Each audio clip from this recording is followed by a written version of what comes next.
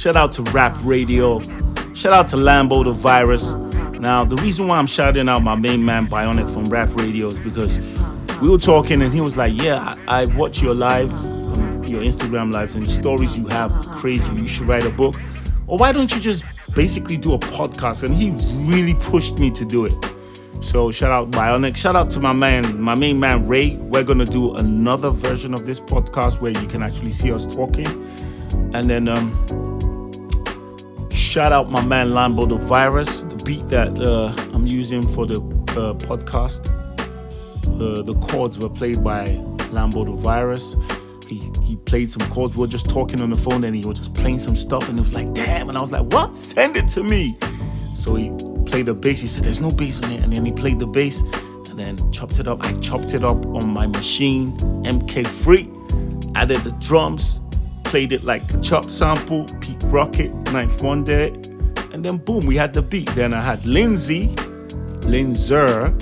do the "You're welcome to Modenine, Life of Modenine," and that boom, that's how that came together. Like, let me not disturb you with this little tribute, but podcast, the Life of Modenine, popcorn about to pop off.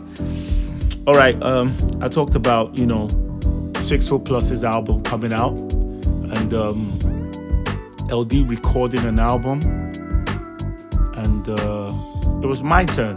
Then all of a sudden there was this guy that came from, I think, Kaduna, just Kaduna. I think he was living in Kaduna, I think, but he started his career in Kaduna.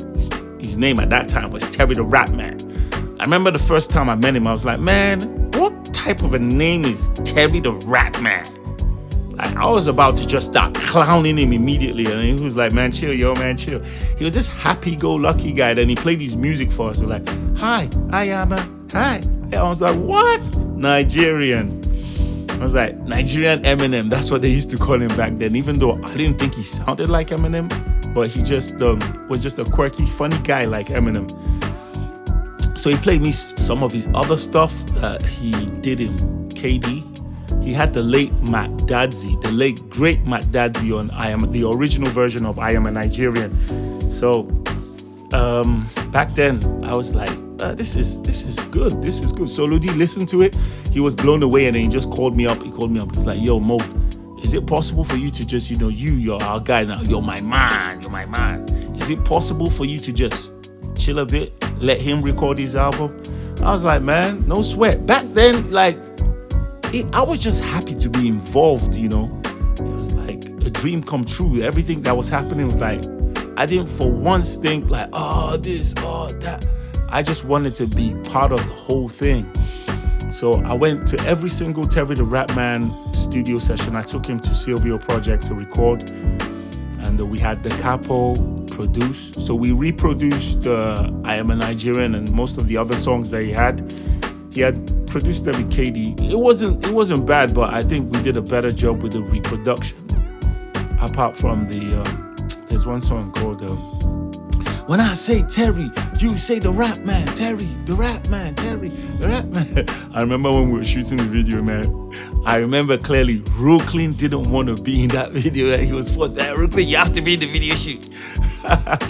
And I was like, man, whatever, man. Just there supporting Terry. So Terry finished his album. I was the project coordinator. Then I started recording my album. Now, I was recording with Capo. Now, me and Capo will bump heads in the studio a little bit because Capo was basically, he was this melody kind of guy, played church music a lot. He was a gospel artist and a dope producer. He was dope. But certain things I wanted him to do, I'll just tell him, can you do this? He'll be like, he'll just look at me, we were using Cubase then. He's like, I can't do it. And then he'll now tell me, Modenine, stop cursing, because I used to curse in my rhymes then. I used to curse. He was like, stop cursing, da da da. I'm like, dude, man, is there a way that you could just reverse the curse word? He said, no, I can't do it. I was like, man, whatever, man. So what happened was that we took a long break from Silvio Project. That was the studio we're using, owned by an Italian guy in Asokoro. We took a long break from that studio, and when we came back, there was this guy that came from South Africa. He was an Akwa guy. Yes. His name was Godwin Umoren. but most people know him as G-Links. So I sat down with him, we were just talking basically, and he played me some of his stuff. His music left me dizzy because I was like, nah, you didn't make these beats, man. Nah. Where did you steal these beats from? And I was like, no, I made these beats. He was playing me stuff and it was like right down my alley. Then he was like, I have a studio set up at home in Cairo. Why don't you just come check me out one of these days? I was like, okay. So I kind of told Solo D, hey, Solo, man, there's this guy that I met, man. Boom, he's bad. So I said, you know what? Let's continue with your album with Capo. Well, I didn't say anything, but Capo was a busy guy, so he was bouncing here and there. And then I think we had a problem with the dongle for the Cubase,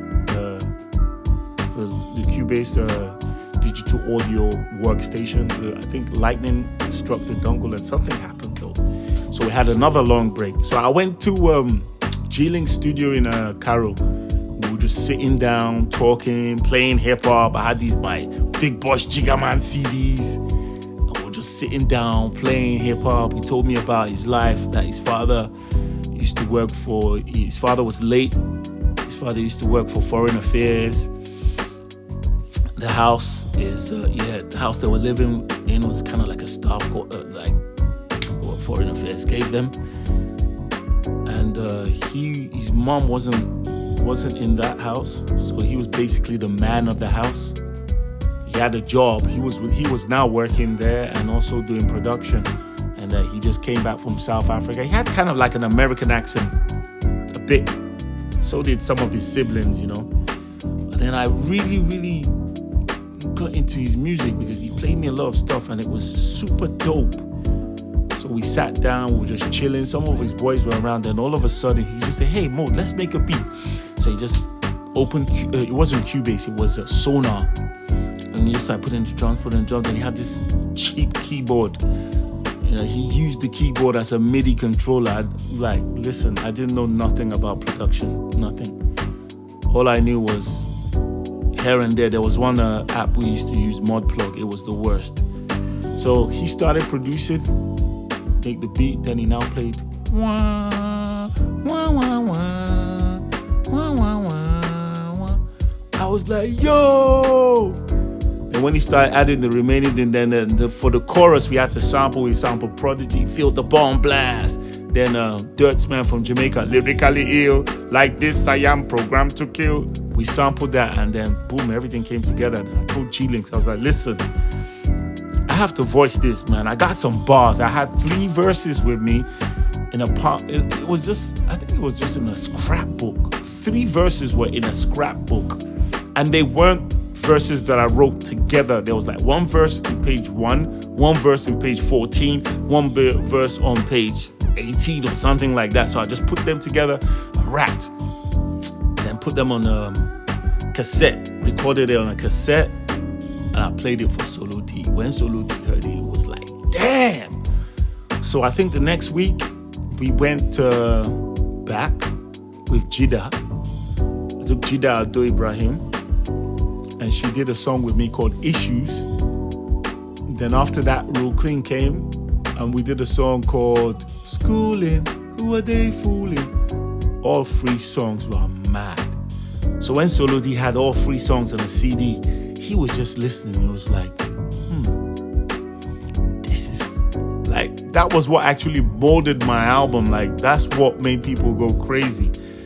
That Is About to Get Ugly song was the song that made people like, okay. Even though I had a song that Capo produced called Adonde Come, You Better Run, Actor No They Ever Die. But it was kind of playful, you know, it was a playful, and the beat was kind of like just a bit flat but playful, but it was okay. Then there was another song called my first Pidgin English song. Actually, that was what even made me start recording in Abuja. Because when I met Solo in Lagos, Solo said, hey, I bet you can't rap in Pidgin English. And that's when I wrote Your Crew Step to My Crew, Una Go Bow.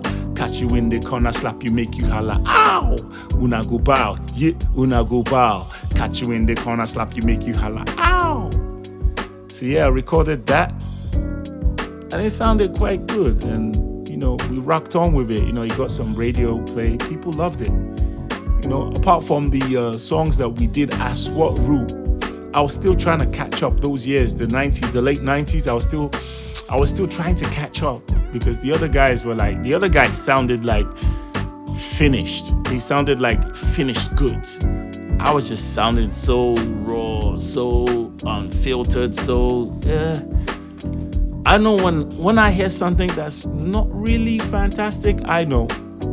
And I knew that these guys were ahead of me, so I had a lot of catching up to do. That's why I had to put in extra work, sleepless nights. I remember when my mom threw away all the rhymes. I used to write rhymes and drop them in a bag.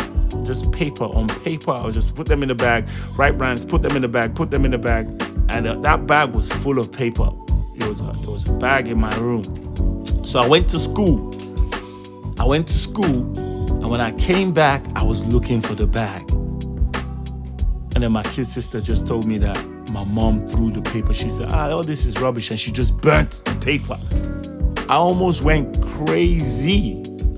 I went crazy. But you know what? It's not the end of the world. I started writing again. So I was just writing. Then I just realized that, hey, you have to be clear. You don't just write and rhyme words. You have to say clever things, because I learned that from when I'm sitting down with my SWAT Route brothers and we're listening to hip hop. Anytime somebody drops a clever punchline, all the guys go like, whoa. Even when we're listening to our own SWAT Route recording, when Baron would say some crazy bars, people are like, damn, did you see what Baron did? He did this, he did that. When LD would say some crazy stuff, like, that's more illegal than Kanu with a bad heart. I was like, wow, illegal. That's more illegal than Kanu with a bad heart. That time, Kanu Wanko had a bad heart. He had this surgery. So L dropped a bar like more illegal. I was like, and Kanu was a super ego. So like, damn, that's more illegal than Kanu. I was like, man, these guys are way better. So I just had to put in work, start reading, start learning, teaching myself how to drop some sick bars. Yeah, I did really drop some bars that were like funny, that were not cool. One of my unquotables, that's what we call them. One of my unquotable bars is that, so I said something like this on the track. Thank God it didn't come out. Something like, I'm drinking Budweiser, now I'm wiser. I could just hear the guys laughing in the studio. I had to go back and change that line. And that line it wasn't working. It sounded nice, in a rhyme. Drinking Budweiser, I'm wiser. But nah, it's all about the bars. When we were hanging with SWAT Route, it was all about the bars. It was. And this was basically at around the time that I was finishing from Bida Poly. I was finishing my HND, and I didn't know whether I was going to get a job straight up, because Solo D was also in the construction industry. So I was actually thinking, am I going to get a job, or am I going to just, Solo D gave me that choice. He said to me, it was like, Modenine, what do you want to do? I got these connections for the construction, job, if you want a construction job. But if you want to rhyme, let me know. Hey, you bet you know what I chose, man. You know what I chose. I was like, I didn't even think twice. He said, just think about it. I'm like, nah, I want to rhyme. And that's why I'm here today.